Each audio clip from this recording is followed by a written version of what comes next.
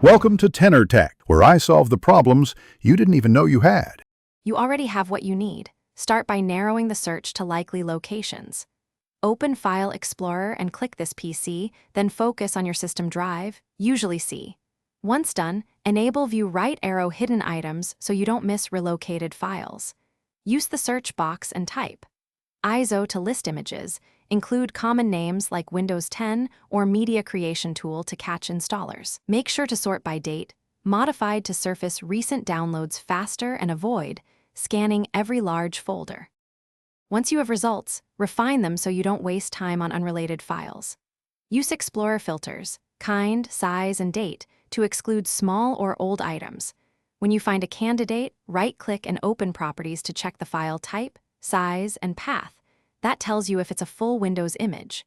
You can also mount the ISO by double-clicking to inspect setup files, which confirms it's a genuine Windows 10 image before you proceed to use it. To finish, move the ISO to a dedicated folder and rename it clearly so you can find it later. If the file is corrupted or missing, re-download using the Media Creation Tool and verify the file hash to ensure integrity.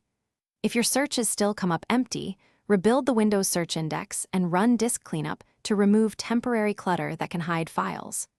One troubleshooting tip: if Explorer shows inconsistent results, restart Windows Search Service and rerun the ISO search immediately. Thanks for watching. Subscribe to keep your life in tune.